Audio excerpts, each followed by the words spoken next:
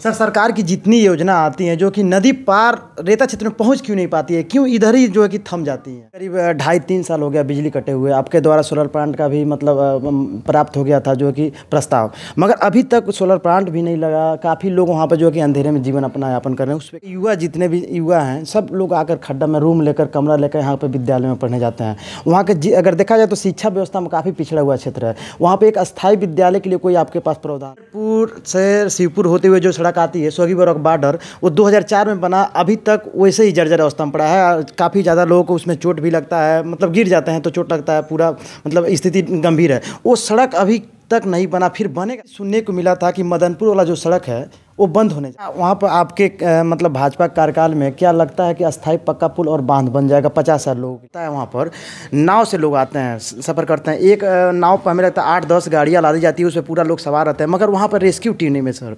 Rescue team नहीं है। हालांकि कुछ दिन पहले जो कि वहाँ पर नहीं है सर। यहाँ पर खड्डा राजा बाजार खड्डा में पड़ता है पोस्ट ऑफिस, मगर जो कि सोगी बरवाम जाता है तो काफ़ी मतलब फेर बदल करके जाता है काफ़ी दूरी की। कुछ समय पहले जो कि पानी टंकी के लिए ज़मीन भी जाँच हो चुका है, प्रस्ताव भी पारित हो गया, मगर अभी तक वहाँ पर जो है कि पानी टंकी बैठा क्यों नहीं? सबसे बड़ी समस्या एक टावर की है। करीब वहाँ पर 2 जिला के लोग रहते हैं, कुशीनगर जिला और महाराजगंज जिला के लोग। तो न्यूनतम हम मानते हैं कि करीब 50 साल लोग रहते हैं वहाँ पर, न्यूनतम मतलब मानते हैं। तो वहाँ पर एक ही टावर लगा है, वो भी महाराजगंज जिला में। कुशीनगर जिला के लिए एक भी टावर नहीं है।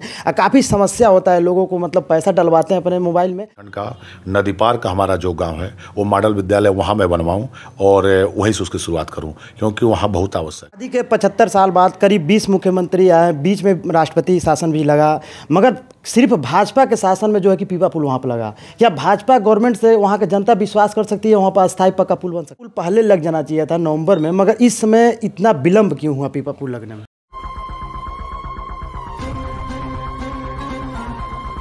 अभी हमारे साथ खड्डा के लोकप्रिय विधायक श्री विवेकानंद पांडे जी मौजूद हैं। इनसे हम कड़वे सवाल पूछेंगे, और वो भी नदी पार रेता क्षेत्र के विभिन्न मुद्दों पर। सबसे पहले आर्या पब्लिक न्यूज़ में आपका स्वागत है सर। बहुत बहुत धन्यवाद आपको भी। आप इतने कड़वे सवालों का हमारा जवाब देने के लिए इस समय तैयार हो गए हैं, इसके लिए आपको तहे दिल से धन्यवाद। देखिए, आप लोग समाज के आईना हैं और आप लोग समाज में और हम जनप्रतिनिधि सबको समय समय पर जागरूक करने का काम करते हैं, और हम लोग का नैतिक कर्तव्य बनता है कि आप जैसे मीडिया भाइयों से बातचीत करना, आप लोग से सुझाव भी लेना, और आप लोग के द्वारा दिखाए गए आईना को देखने का भी काम हम लोग का है। और जनता के सेवक के रूप में और जनप्रतिनिधि के नाते मेरा नैतिक कर्तव्य बनता है हर समस्या को, या समस्या हो या खुशी हो या गम हो, हर जगह खड़ा होना। तो आपके कड़वे सवाल के जवाब भी देने के लिए मैं तैयार हूँ। सर, मेरा पहला सवाल है कि जो पीपा पुल पहले लग जाना चाहिए था नवंबर में, मगर इस समय इतना विलंब क्यों हुआ पीपा पुल लगने में? नहीं, पीपा पुल पिछली बार भी दिसंबर लास्ट में चालू हुआ था, 31 दिसंबर को चालू हुआ था। आप पता कर लीजिएगा, पिछली बार भी नवंबर में नहीं चालू हुआ था, दिसंबर में चालू हुआ था, 31 दिसंबर में। इस बार पीपा पुल लगाने के लिए 2 बार निविदा निकाली गई। ठेकेदारों का पूरे इधर पूर्वांचल प्रदेश में ठेकेदारों का धरना प्रदर्शन चल रहा है। ठेकेदार लोग नए टेंडर नहीं डाल रहे और कार्य का बहिष्कार कर रहे हैं। 2 बार टेंडर लोक निर्माण विभाग द्वारा निकाला गया, लेकिन कोई ठेकेदार उसमें टेंडर नहीं डाला, निविदा नहीं डाला, इसलिए डेट बढ़ा है। लेकिन ठेकेदार डेट डाल दिए हैं और कार्य वहाँ प्रारंभ हो गया है। मुझे विश्वास है विभागीय अधिकारियों के और वहाँ के स्थानीय व्यवस्था के हिसाब से मुझे लग रहा है कि दिसंबर तक चालू, लास्ट तक चालू हो जाएगा। आज़ादी के 75 साल बाद करीब 20 मुख्यमंत्री आए, बीच में राष्ट्रपति शासन भी लगा, मगर सिर्फ भाजपा के शासन में जो है कि पीपा पुल वहाँ पर लगा। क्या भाजपा गवर्नमेंट से वहाँ की जनता विश्वास कर सकती है वहाँ पर अस्थायी पक्का पुल बन सकता है? देखिए, पक्का पुल का प्रयास किया जाएगा। पीपा पुल जहाँ लगता है निश्चित रूप से वहाँ प्रयास किया जाता है पक्का पुल लगाने के लिए, और हमारा भी ये प्रयास रहेगा कि मैं अपने कार्यकाल में पक्का पुल का निर्माण करवाऊँ। सर, वहाँ पर सबसे बड़ी समस्या एक टावर की है। करीब वहाँ पर 2 जिला के लोग रहते हैं, कुशीनगर जिला और महाराजगंज जिला के लोग।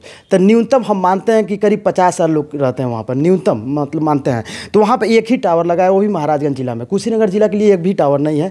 काफ़ी समस्या होता है लोगों को, मतलब पैसा डलवाते हैं अपने मोबाइल में, मगर मतलब उस नेट नहीं यूज कर पाते हैं, उस समय से बात नहीं कर पाते हैं फ़ोन से। तो इस पर आप क्या कहेंगे सर? पहले तो आपको बहुत बहुत धन्यवाद, ऐसे महत्वपूर्ण मुद्दा को आपने मुझे बताया। मेरे संज्ञान में मुद्दा नहीं था, पहली बार ये मुद्दा आपके द्वारा प्राप्त हुआ है। पहले तो मैं आपको धन्यवाद देता हूं कि मेरे विधानसभा क्षेत्र के लोगों की जो नेटवर्क की समस्या थी उसको आपके द्वारा मुझे ज्ञान हुआ। मैं निश्चित रूप से आपको बधाई देते हैं और आपको विश्वास दिलाना चाहते हैं। संबंधित संचार मंत्रालय से बात करके, पत्र लिख के अपने या अपने सांसद जी महोदय से जिससे भी वार्ता करके निश्चित रूप से किसी कंपनी का टावर वहाँ लगवाने का पूरा प्रयास करूँगा। सर वहाँ पर पानी टंकी कुछ समय पहले जो कि पानी टंकी के लिए ज़मीन भी जांच हो चुका है, प्रस्ताव भी पारित हो गया, मगर अभी तक वहाँ पर जो है कि पानी टंकी बैठा क्यों नहीं सर? देखिए, बहुत जल्द पानी टंकी के लिए हमारे संबंधित अधिकारियों से विगत 10 दिन पहले भी बात हुई थी, मीटिंग जब हुई थी बात हुई थी, प्रपोजल वहाँ तैयार है, स्वीकृत होने की स्थिति है।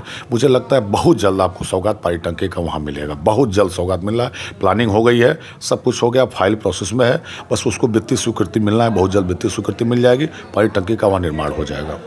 पोस्ट ऑफिस वहाँ पर नहीं है सर, यहाँ पर खड्डा बाजार राजा बाजार खड्डा में पड़ता है पोस्ट ऑफिस, मगर जो कि सोगी पर हम जाता है तो काफ़ी मतलब फेर बदल करके जाता है, काफ़ी दूरी तय करना पड़ता है, करीब 15 दिन लग जाता है। मतलब कोई पोस्ट ऑफिस पर मंगाता है तो इसके लिए क्या कहेंगे, वहाँ पर अस्थायी पोस्ट ऑफिस बनना चाहिए कि नहीं, इस पर क्या अपना विचार रखेंगे? देखिए, पोस्ट ऑफिस चाहे बहुत सारे से विकास काम है जो नदी पार के लिए आवश्यक हैं, और इसलिए आवश्यक हैं कि नदी पार जाने के लिए कोई रूट नहीं है। पहले परमानेंट कोई ऐसा रास्ता नहीं है जिससे 12 महीना लोग जा सके, आसानी से आ जा सकें। बरसात के महीने में उधर से जाते हैं तो भी दिक्कत होती है, इधर पीपा पुल बंद हो जाता है, तो कठिनाई तो है। लद्दाख खाना यहाँ से महाराजगंज कठिनाई हो रही है। इसका 2 विकल्प मेरे हिसाब से है, अस्थायी आवागमन की व्यवस्था हम लोग कर दें, जैसे पक्का पुल का हमारा एक प्रस्ताव है।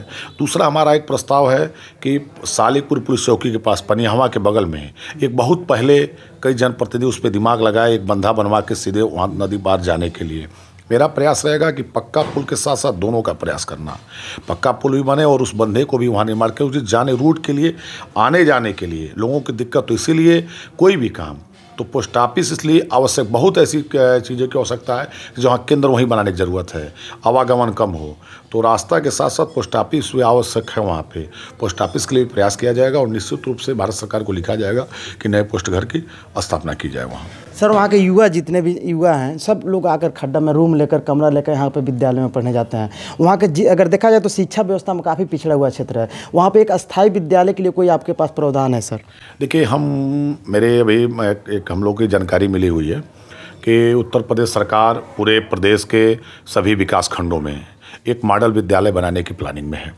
जहाँ तक जो हम लोग जानकारी मिल रही है, एक मॉडल विद्यालय बनेगा बेसिक विभाग की तरफ से, और बड़ा कैंपस बनेगा, और हमें लग रहा है कि बड़ा कैंपस और हर सुविधा युक्त वो विद्यालय बनेगा, एक विकास खंड में एक बनेगा।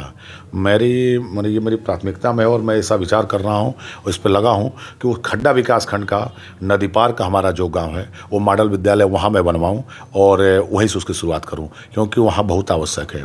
शिक्षा और स्वास्थ्य ये दोनों व्यक्ति के लिए बहुत आवश्यक हैं, दोनों पे मेरा फोकस है। और मैं आपसे आपके माध्यम से बताना चाहता हूँ कि नदी पार के उस गाँव के लिए मैं वह विद्यालय, मॉडल विद्यालय 5 एकड़ की ज़मीन की उसकी आवश्यकता है, और मैं बात कर रहा हूँ संबंधित अधिकारी से, विभाग के लोगों से, और मेरा प्रयास पूरा रहेगा कि वह विद्यालय नदी पार में ही बने। सर बिजली करीब 2.5-3 साल हो गया बिजली कटे हुए, आपके द्वारा सोलर प्लांट का भी मतलब प्राप्त हो गया था जो कि प्रस्ताव, मगर अभी तक सोलर प्लांट भी नहीं लगा। काफ़ी लोग वहाँ पर जो कि अंधेरे में जीवन अपना यापन कर रहे हैं, उस पर क्या कहेंगे सर? देखिए, बिजली 3 साल से ऊपर हो गया वहाँ कटे हुए, 3 साल से ऊपर हो गए वहाँ बिजली नहीं है। मैं चुनाव के दौरान भी वहाँ गया था तो जानकारी मुझे और पहले भी जानकारी मिली, और मुझे अच्छा लग रहा था कि 3-4 साल से जिस गांव में बिजली ना हो वो लोग कैसे रहते होंगे। आज के आधुनिक युग में मोबाइल चार्ज करना हो, टीवी देखना हो, कुछ भी समाचार लेना हो, कैसे कठिनाई होती होगी। हम तो सुने तो 3-3.5 साल से मुझे जानकारी थी, तो मुझे लगा कि उसके बाद मैंने प्रयास किया, बिजली विभाग के अधिकारियों से वार्ता किया, और इस मुद्दे को आपको मैं बताना चाहता हूँ आपके माध्यम से। बिजली की समस्याओं को लेकर ऊर्जा मंत्री के साथ साथ माननीय मुख्यमंत्री से मेरी वार्ता हुई।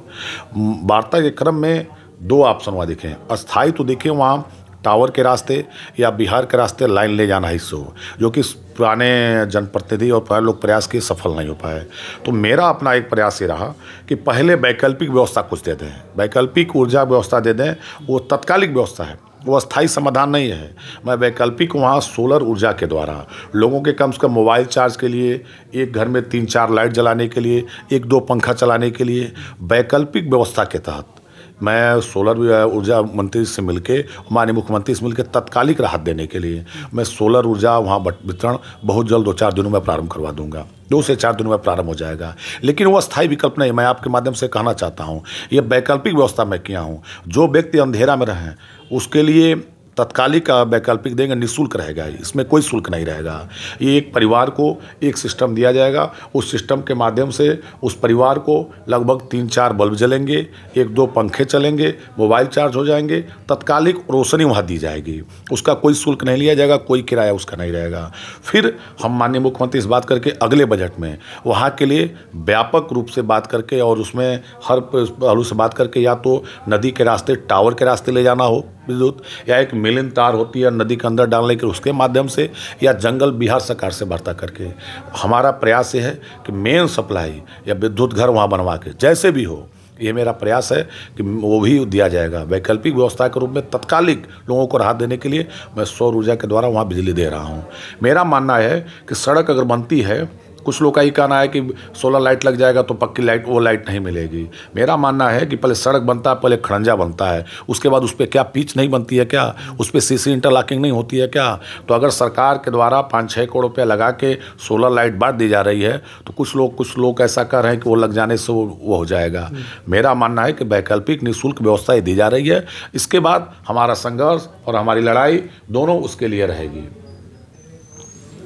सर, क्या वहाँ पर आपके मतलब भाजपा कार्यकाल में क्या लगता है कि अस्थायी पक्का पुल और बांध बन जाएगा 50,000 लोगों के लिए?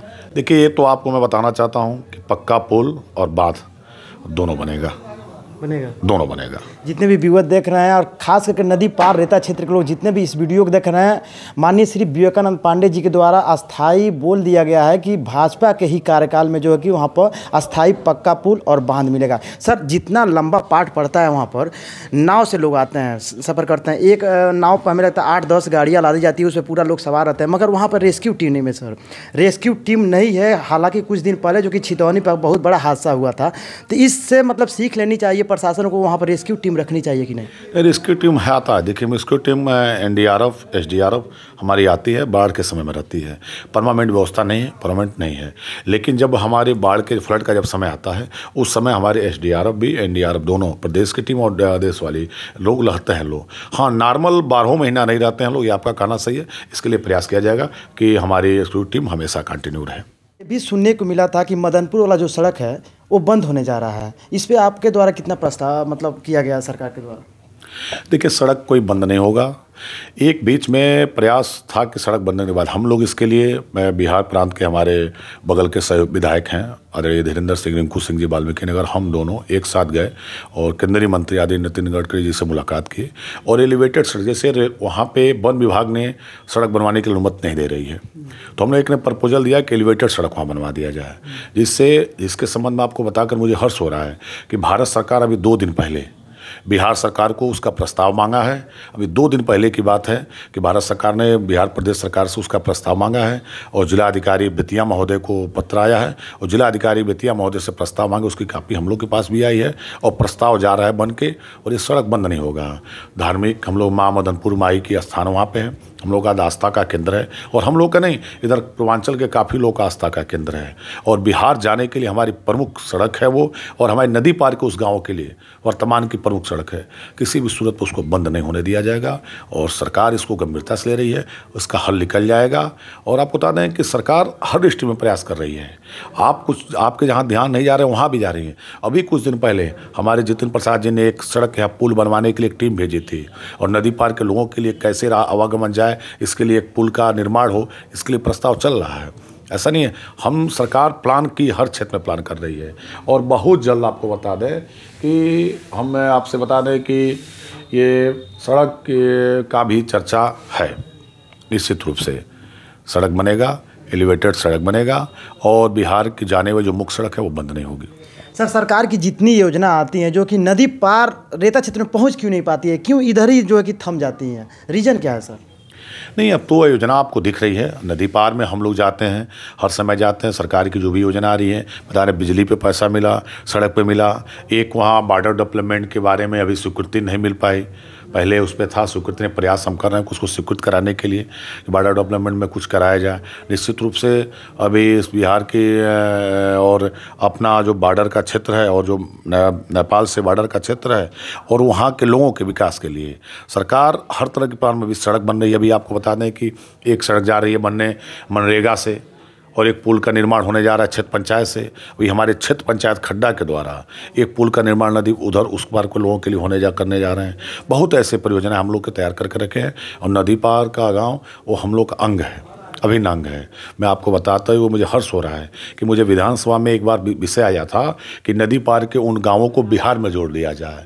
तो मैंने विधानसभा में खड़ा होकर कहा था कि जिस प्रकार देश के लिए कश्मीर आवश्यक है, उसी प्रकार खड्डा विधानसभा के लिए, कुशीनगर के लिए हमारे नदी पार के वो गांव उतना ही महत्वपूर्ण है। मैंने ये विधानसभा में विधानसभा अध्यक्ष और माननीय मुख्यमंत्री के समक्ष अपने उद्बोधन में इस बात को रखा था और बिहार में न जाए वो गांव, इसके लिए मैंने विरोध किया था। मैंने कहा था कि बिहार के गांव अगर हमारे प्रदेश में आ जाएं, हमारे ज़िले में आ जाएं, मेरे विधानसभा में आ जाए, मैं उनको लेने के लिए तैयार हूँ, लेकिन अपने विधानसभा का, खड्डा विधानसभा का एक भी गाँव से दूसरे प्रदेश में नहीं जाने दूँगा। तो अगर विकास और मेरे दिल में और मेरे विकास नहीं वहाँ चाहते तो जा रहा था बिहार, उसको हम लोग रोके नहीं होते। निश्चित रूप से आप विश्वास रखिए कि नदी पार का भी वो गाँव मेरे कार्यकाल में, परम पूज्य योगी आदित्यनाथ जी महाराज जी के कार्यकाल में, देश के यशस्वी प्रधानमंत्री नरेंद्र भाई मोदी जी के कार्यकाल में, कुशीनगर के यशस्वी सांसद विजय कुमार दुबे जी के नेतृत्व में नदी पार के जो गाँव हैं वो चमकेंगे और बेहतर हुआ है, आगे और बेहतर होगा। सर, हरिहरपुर से शिवपुर होते हुए जो सड़क आती है सोगीबरौक बॉर्डर, वो 2004 में बना, अभी तक वैसे ही जर्जर अवस्था में पड़ा है। काफ़ी ज़्यादा लोगों को उसमें चोट भी लगता है, मतलब गिर जाते हैं तो चोट लगता है, पूरा मतलब स्थिति गंभीर है। वो सड़क अभी तक नहीं बना, फिर बनेगा कब सर? देखिए, वो सड़क को हम लोग दे दिए हैं। ये देखिए, होता क्या ना कि सभी सड़कों को हम लोग योजना में डाल देते हैं, वो भी सड़क योजना में पड़ी हुई है। बहुत जल्द उसकी स्वीकृति आ जाएगी और कार्य वहाँ प्रारंभ हो जाएगा। चलिए, हमारे साथ थे खड्डा के लोकप्रिय विधायक श्री विवेकानंद पांडे जी। यह हमारे कड़वे सवालों का इतना विनम्र तरीका से जो है कि जवाब दिए हैं। बाकी इनके बारे में क्या सोचते हैं, अपनी राय जरूर रखिएगा। बाकी हमारे बारे में क्या सोचते हैं, इस पर भी अपनी विचार जरूर रखिएगा। बाकी नए हो तो हमारे चैनल सब्सक्राइब कर दीजिएगा। जय जवान जय किसान।